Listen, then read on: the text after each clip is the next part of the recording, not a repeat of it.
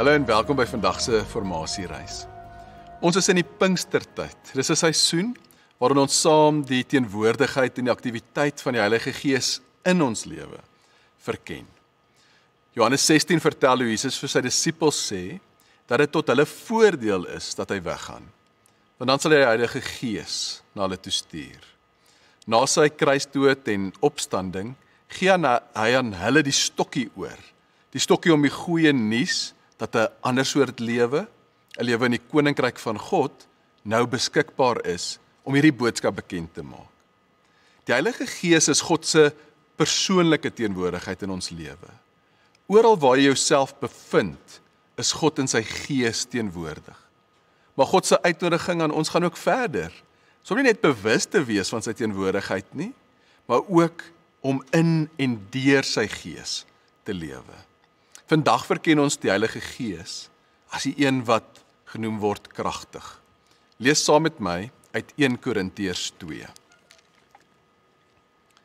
Wat my betref, broers, toe ek na julle toe gekom het om die geheimnisvolle waarheid van God aan julle te verkondig, het ek nie met hoë woorde of groot geleerdheid gekom nie. Ek het my voorgenem om met julle oor niks anders te praat as oor Jesus as die Christus en wel oor hom as die gekruisigde. Bewus van my swakheid en met groot angs en huiwering het ek na julle toe gekom. Die boodskap wat ek verkondig, het julle oortuig, nie deur geleerdheid en welsprekendheid nie, maar deur die kragtige werking van die Gees. Dis is julle geloof nie op die wysheid van mense gegrond nie, maar op die krag van God. As jy die woord krag hoor, watter prentjies kom daar by jou op? Dalk dink jy aan die natuur, die krag van 'n donderstorm of die krag van die see, 'n geweldige storm wat woeds en raas en verwoesting bring. Dalk dink jy aan militêre mag, aan groot tanks en vliegtye wat met geweld 'n area instorm. Of ons mag dalk ook dink aan iemand se intellektuele vermoë of iemand wat fisies sterk is. Maar in sy brief gaan Paulus na die teenoorgestelde van krag. Hy praat van sy swakheid.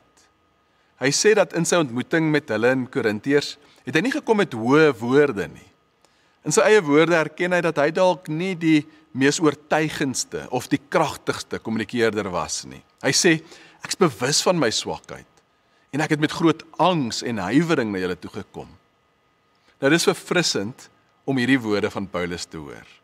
Hy het 2/3 van die Bybel geskryf. Hy het klomp gemeentes geplant, maar steeds is hy in voeling met die realiteit van sy beperkings, van sy swakheid.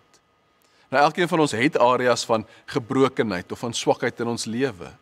En dit kan te doen hê met ons fisiese gesondheid of kan te doen hê met ons vermoëns of ons omstandighede. Dit kan uitdagings wees in ons verhoudings.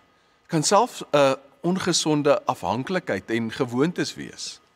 Nou ons kan ook op 'n paar maniere te werk gaan hiermee. Aan die een kant kan ons dit ontken, ons kan dit wegsteek of ons kan oorkompenseer. Ons kan ook so daarmee identifiseer dat dit ons lam lê om enigiets te doen. Maar in sy woorde nooi Paulus ons na 'n ander weg. Om ons swakheid in die eerste plek te erken en dit in die oë te kyk. Dit is die eerste stap van die AA, om te sê en te erken, ek is magteloos. En dan doen die AA wat Paulus oorskryf. Hy erken sy afhanklikheid van die krag van die Heilige Gees. Dis wat die AA 'n hoër krag noem. Ons swakheid dan kan ons help om bewus te raak van ons afhanklikheid, van die werklikheid van die krag van God in ons lewe. Soos wat ons bewus raak van ons swakheid, kan ons draai na God toe. Paulus skryf in sy tweede brief aan die Korintiërs hoe hy geworstel het met hierdie doring in sy vlees. Hy het die Here 3 keer gevra om dit van hom af weg te neem. Kom ons lees gou saam wat hy dan skryf. En hy, dis die Here, het vir my gesê, my genade is vir jou genoeg, want my krag word in swakheid volbring. Baie liewer sal ek dus in my swakhede roem, sodat die krag van Christus in my kan woon. Daarom het ek behaag in swakhede, in mishandeling, in node, in vervolging, in benoudhede om Christus wil. Want as ek swak is, dan is ek sterk. God se krag lyk anders as hoe ons dikwels daaraan dink. Dink maar aan hoe Elia gevra het om die Here te sien en daarvoor gesoek het in die geweldige rukwind wat berge verskeur het, maar die Here was nie daar nie. En so ook kom daar toe 'n aardbewing en vuur, en hierin was die Here ook nie. Die Here se krag kom na Elia in 'n stil, sagte stem. Ons sien ook hoe God se krag anders lyk as ons kyk na die lewe van Jesus. Die Jode het 'n verwagting gehad dat as die Messias sou kom, sou hy met geweld die Romeinse ryk verslaan, sodat die Jode oor hulle self kon heers. En toe dit duidelik word dat Jesus nie hierdie Messias is nie, dit nie op so 'n manier gaan doen nie, en dat hy 'n bedreiging was vir hulle idees en hulle sisteme, arresteer hulle hom, hulle martel hom en hulle kruisig hom. Maar Jesus gaan hulle nie teen nie. Jesus gee sy lewe vrywillig oor. En so word sy dood, wat die Jode natuurlik gesien het as 'n toonbeeld van swakheid, word sy sterkpunt. Hy kom maak daardeur alles nuut. Wanneer jy vandag vir 'n oomblik stil word, kan ek jou nooi met die Here te praat oor wat jy voel jou swakhede is. En jy hoef dit nie weg te steek of te maak asof jou lewe perfek is nie. En jou swakheid kan jou lei om geestelik sterk te word.